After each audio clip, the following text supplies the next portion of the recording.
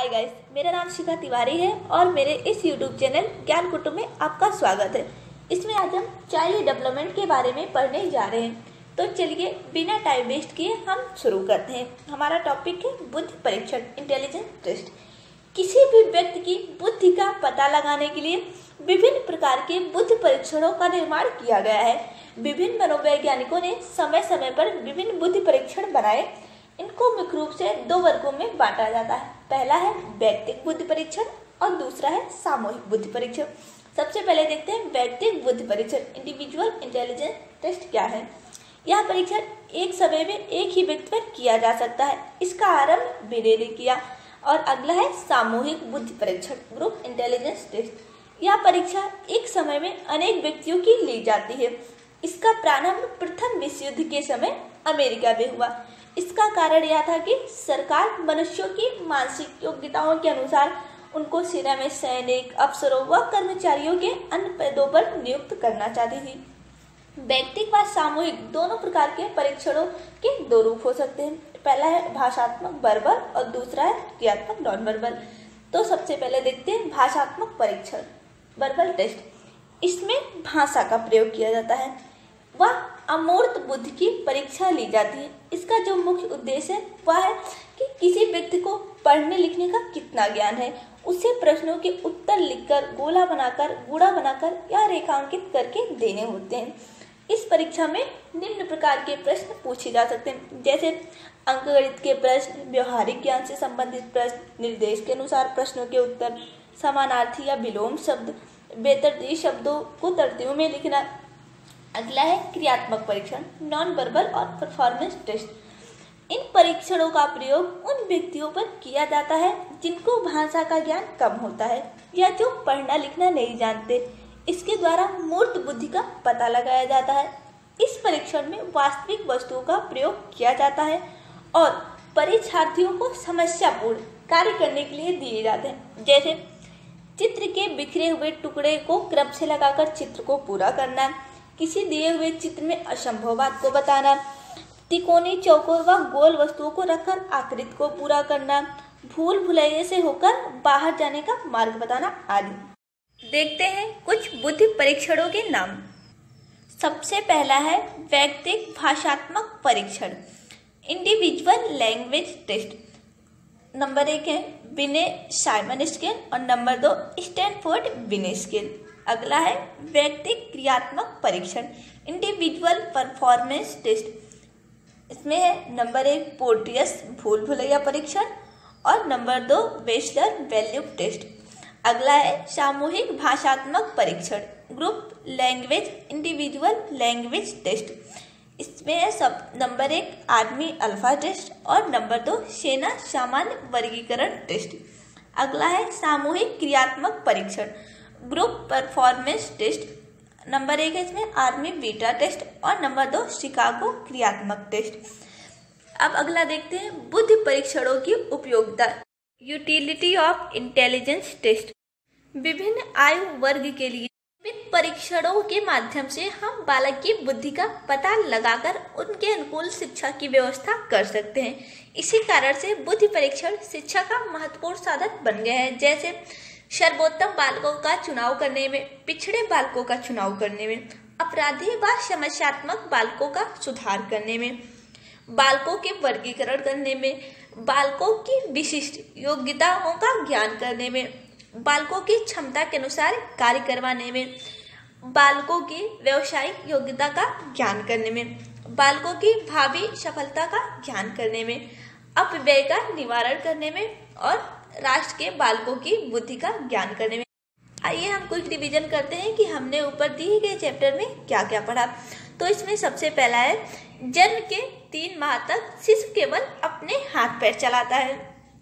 10वें माह से 1 वर्ष तक वह बोलने का अनुकरण करता है। 5वें वर्ष में शिशु हल्की व भारी वस्तुओं में अंतर करने लगता है। बाल्यावस्था में जिज्ञासु प्रवृत्ति बढ़ती है। बाल्यावस्था में खेल उनकी दिनचर्या का अंग बन जाते हैं। किशोरावस्था में बच्चा बाल्यावस्था से किशोरावस्था की ओर बढ़ता है। किशोरावस्था जीवन का कठिन काल है, क्योंकि ना तो वह बच्चा होता है और ना वयस्क। किशोरावस्था में बुद्धि का अधिकतम विकास हो जाता है। बुद्धि परीक्षणों की हमारे जीवन में बहुत उपयोगिता है। हमारा अगला टॉपिक है विभिन्न अवस्थाओं में संज्ञानात्मक विकास, cognitive development in different stage. पियाजे ने संज्ञानात्मक विकास को मुख्य रूप से 4 भागों में बांटा है। सबसे पहला है संवेदी पेशी अवस्था, प्राक संक्रियात्मक अवस्था, मूर्त संक्रिय अवस्था और औपचारिक संक्रिय अवस्था। इसमें सबसे पहले देखते हैं संवेदी पेशी अवस्था, सेंसरी मोटर स्टेज। जन्म से 2 वर्ष तक बालक का संज्ञानात्मक विकास निम्न रूप से होता है। इस आयु के बच्चे अपने इंद्रियों द्वारा प्राथमिक अनुभव करते हैं। इस उप अवस्थाओं में बांटा है। सबसे पहला है सहज क्रियाओं की अवस्था, स्टेज ऑफ रिफ्लेक्स एक्टिविटीज। यह अवस्था जन्म से 30 दिन तक होती है। इसमें शिशु केवल सहज क्रिया करता है। इनमें वस्तु को लेकर मुंह में चूसने की क्रिया सबसे अधिक प्रबल है। अगला है प्रमुख वृत्तीय अनुक्रियाओं की अवस्था, stage of circular reaction primary. 1 माह से 4 माह के बच्चों की सहज क्रियाएं कुछ सीमा तक उनकी अनुभूतियों के आधार पर परिवर्तित होती रहती है, दोहराई जाती हैं और समन्वित होती हैं। अगला है गौड़ वृत्तीय अनुक्रियाओं की अवस्था, stage of secondary circular activity. यह अवस्था जो है वो 4 माह से 6 माह की होती है। इस अवस्था में बच्चे वस्तुओं को छूने व इधर उधर करने की अनुक्रियाएं करते हैं। वे ऐसी भी अनुक्रियाएं करते हैं जिनसे उन्हें सुख मिलता है। अगला है गौड़ स्कीमेटा के समन्वय की अवस्था, stage of coordination of secondary schemata. यह अवस्था जो है वह 8 से 12 माह तक की अवस्था है। इस अवस्था में शिशु का उद्देश्य और उसको प्राप्त करने के साधन में अंतर करने लगते हैं। वह बड़ों का अनुकरण करने लगते हैं। अगला है वृत्तीय अनुक्रियाओं की अवस्था।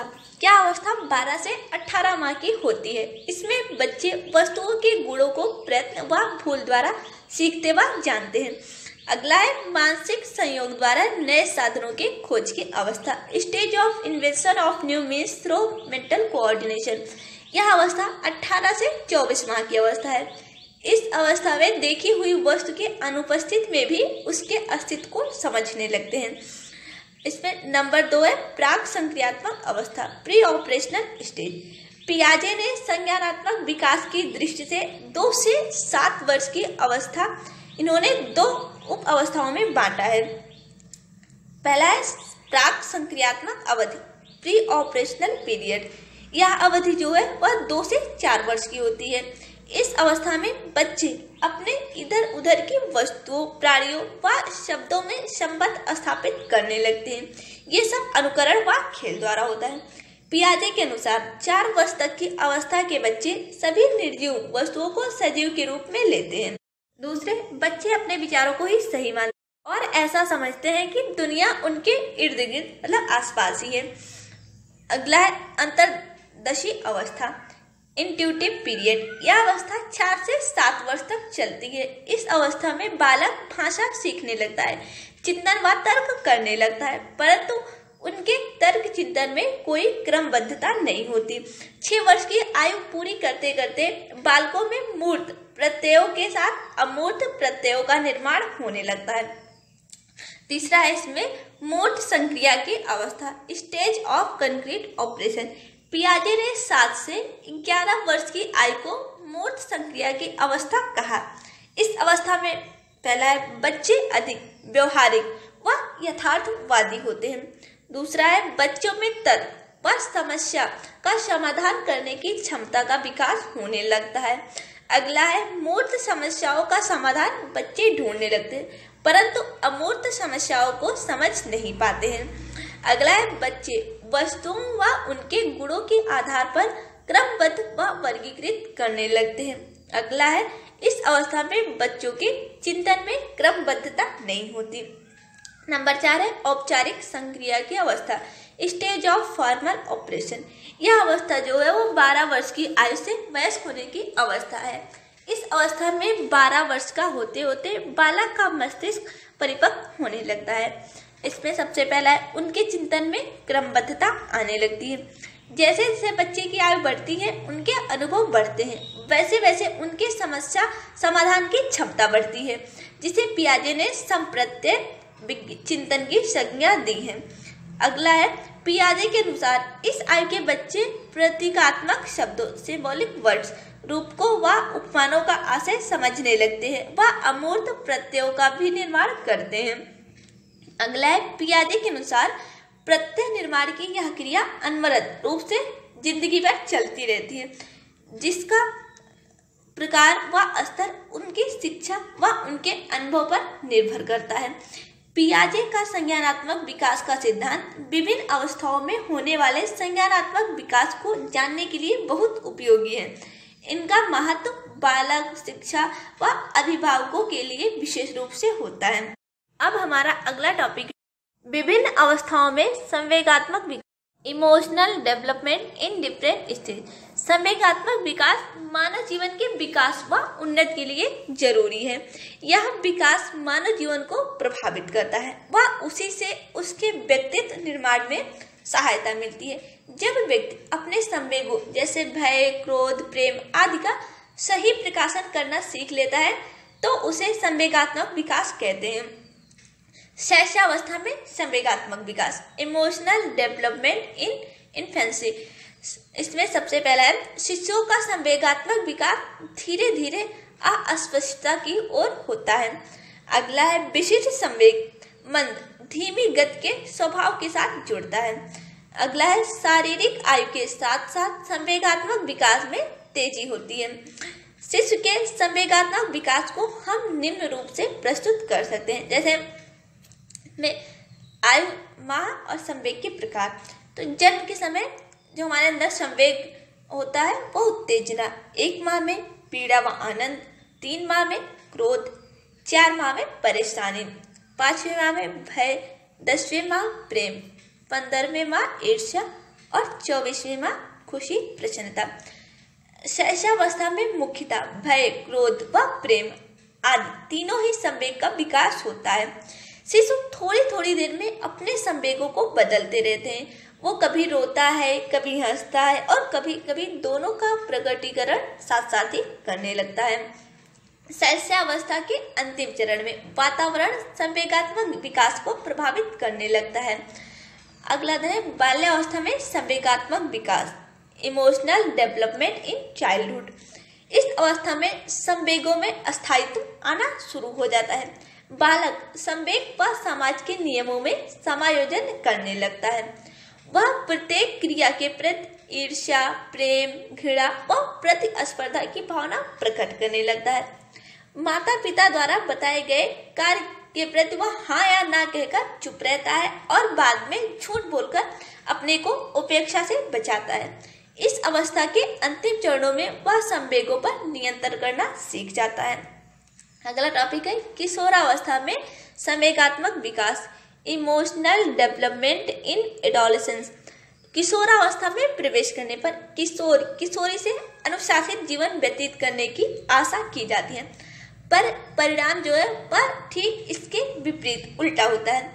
हम उन्हें ना तो बालकों की कोटि में रखते हैं और ना ही बड़ों की कोटि में।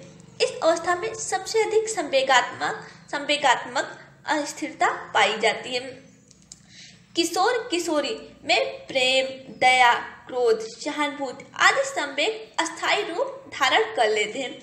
वह इन पर नियंत्रण नहीं रख पाते, अतः सामान्यतः अन्यायी व्यक्ति के प्रति क्रोध व दुखी व्यक्ति के प्रति दया की अभिव्यक्ति करते हैं। किशोर या किशोरी की शारीरिक शक्ति की उनके संवेगों पर छाप होती, जैसे सबल व स्वस्थ किशोर में संवेगात्मक स्थिरता व निर्बल अस्वस्थ किशोर में संवेगात्मक अस्थिरता पाई जाती है। अगला है किशोर किशोरी अनेक बातों से चिंतित रहते हैं, जैसे अपनी आकृति, स्वास्थ्य, सम्मान, धन प्राप्त, शैक्षिक प्रगति, सामाजिक सफलता आदि। किशोर ना तो बालक समझा जाता है और ना ही प्रौढ़, अतः उसे अपने संवेगात्मक जीवन में वातावरण से अनुकूलन में बहुत कठिनाई होती है। यदि वह अपने प्रयास में असफल रहता है तो उसे घोर निराशा होती है। ऐसे स्थिति में वह कभी कभी घर से भाग जाता है या आत्महत्या तक का शिकार हो जाता है। किशोरावस्था में असाधारण रूप से शारीरिक व मानसिक परिवर्तन होते हैं। किशोर और किशोरी दोनों में काम प्रवृत्ति इतनी तीव्र होती है कि उनके संवेगात्मक व्यवहार पर बहुत अधिक प्रभाव डालती है।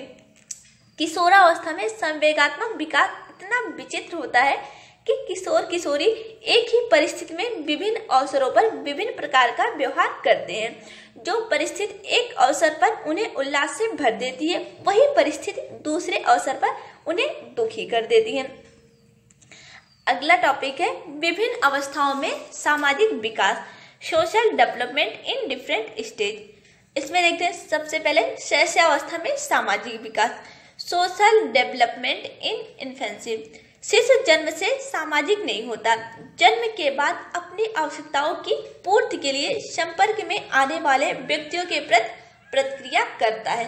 वह इस प्रकार सामाजिक प्रक्रिया प्रथम संपर्क में प्रारंभ होकर जीवन पर्यंत चलती है। हम शिशु के सामाजिक विकास को निम्न प्रकार से व्यक्त कर सकते हैं। इसमें देखते हैं आयुमान और उनमें सामाजिक व्यवहार में होने वाले विकास। पहले माह में ध्वनियों में अंतर करना, दूसरे माह में आवाज पहचानना और मुस्कुराकर स्वागत करना, तीसरे माह में माता के लिए प्रसन्नता व माता के अभाव में दुख, और चौथे माह में परिवार के सदस्यों को पहचानना, पांचवें माह में प्रसन्नता व क्रोध में प्रतिक्रिया व्यक्त करना, छठवें माह में परिचितों से प्यार व अन्य लोगों से भयभीत होना, सातवें माह में अनुकरण के द्वारा हाव भाव सीखना, आठवें एवं नौवें माह में हाव भाव के द्वारा विभिन्न संवेगों प्रसन्नता, क्रोध, भय का प्रदर्शन करना, 10वें व 11वें माह में प्रतिछाया के साथ खेलना, नकारात्मक विकास, दूसरे वर्ष की अवधि में बड़ों के कार्यों में सहायता करना, सहयोग, सहानुभूति का विकास, तृतीय वर्ष के बालक आत्म केंद्रित रहते हैं, वह अपने लिए ही कार्य करते हैं, अन्य किसी के लिए नहीं। 2 या अधिक बालकों के बीच उनमें सामाजिकता का भाव विकसित होता है। इस प्रकार चतुर्थ वर्ष के समाप्त होने तक बालक बहिर्मुखी व्यक्तित्व को धारण करना प्रारंभ कर देता है। शैशवावस्था के अंतिम वर्षों में शिशु का व्यवहार बाह्य परिवेश की ओर केंद्रित हो जाता है। शिशु मित्र बनाना, विचार विनिमय करना, अपने साथियों में समायोजन करना सीख जाते हैं। अगला टॉपिक है बाल्यावस्था में सामाजिक विकास, सोशल डेवलपमेंट इन चाइल्डहुड। शिशु का संसार परिवार व बालक का संसार परिवार के बाहर संगी साथी व विद्यालय होता है। बालक एवं बालिकाओं में सामाजिक जागरूकता, चेतना व समाज के प्रति रुझान होता है। वो समूह का सदस्य होने के नाते समाज या समूह के आदर्शों का पालन करते हैं। इस आयु के बच्चे बालक बालिकाएं अपने समूह अलग अलग बनाते हैं। उन्हें खेल अधिक प्रिय होते हैं। वे अपने समूह में नियमों का पालन करते हैं। इस अवस्था में बच्चे मित्र बनाने लगते हैं। वे अधिकतर कक्षा के साथी को ही मित्र बनाते हैं। इस आयु में बच्चे आत्मनिर्भर होने का प्रयास करते हैं। वे घर से बाहर निकलकर अन्य बालकों के साथ समय बिताते हैं, कार्य करते हैं, निर्णय लेते हैं। उनमें आत्मसम्मान की मात्रा अधिक होती है। बाल्यावस्था में बालकों में प्रवृत्तियों, चारित्रिक गुण व नागरिक गुणों आदि का विकास होता है। वे अपने माता पिता, अध्यापक आदि के व्यक्तित्व से प्रभावित होते हैं और उनकी विशेषताओं को सीखते हैं। इस अवस्था में बच्चे आत्म केंद्रित या स्वार्थी नहीं होते हैं, बल्कि वे समाज में अपने को समायोजित करते हैं। इस अवस्था में बच्चों में नेता बनने की भावना दिखाई देती है। वह सामाजिक प्रशंसा व स्वीकृति प्राप्त करने की प्रवृत्ति होती है। अगला है, देखते हैं किशोरावस्था में सामाजिक विकास, सोशल डेवलपमेंट इन एडोलसेंस। किशोरावस्था मानव जीवन की अनोखी अवस्था होती है। उसके प्रति दूसरों के और दूसरों के प्रति उसके दृष्टिकोण न केवल उनके अनुभवों में वरन उनके सामाजिक संबंधों में भी परिवर्तन लाने लगते हैं। इससे उसके सामाजिक विकास पर भी निम्न प्रभाव पड़ता है। जैसे इस अवस्था में किशोर किशोरी में आत्म प्रेम की भावना बहुत अधिक होती है। वे अपनी वेशभूषा पर विशेष ध्यान देते हैं तथा स्वयं को आकर्षक बनाने में अधिक समय व्यतीत करते हैं। इस अवस्था में किशोर किशोरी में विषम लिंगीय आकर्षण होने लगता है। मतलब वे एक दूसरे के साथ समय बिताने के लिए उत्सुक रहते हैं। इस आय में बच्चे अपने समूह के सक्रिय व प्रतिष्ठित सदस्य बन जाते हैं और वो समूह के लिए कुछ भी करने को तैयार रहते हैं। इस आय में बच्चों में आत्मसम्मान की जो भावना है वह बहुत अधिक होती है और वे अपने को बच्चा न मानकर वयस्क मानते हैं। किशोर किशोरी की संवेगों की तीव्र अभिव्यक्ति होती है। वे अपनी इच्छाओं को समाज के मापदंड के खिलाफ भी पूरा करना चाहते हैं, इसलिए उनके समायोजन में अस्थिरता पाई जाती है। किशोर किशोरी के अंदर सामाजिक चेतना की जागृति भावी राष्ट्रीय एकता व मानवीय एकता के लिए एक प्रारंभिक प्रयास है। आइए इसमें हम कुछ रिवीजन करते हैं कि हमने ऊपर चैप्टर में क्या क्या पढ़ा। सबसे पहला है प्रथम माह में शिशु की प्रतिक्रिया स्पष्ट नहीं होती। अगला है 1 वर्ष की उम्र में वह लोगों से हिल मिल जाता है। अगला है 5वें वर्ष में वह दूसरों से समायोजन करने लगता है। अगला है बाल्यावस्था में बालक बालिका अपने अलग अलग समूह का निर्माण करते हैं व उन्हीं के आदेशों का पालन करते हैं। अगला है किशोरावस्था में सजने संवरने में विशेष रुचि होती है, वह विपरीत लिंगीय आकर्षण होता है। दोस्तों, अगर आपको वीडियो अच्छी लगी है तो इसे लाइक कीजिए, कमेंट कीजिए और अपने दोस्तों में शेयर कीजिए।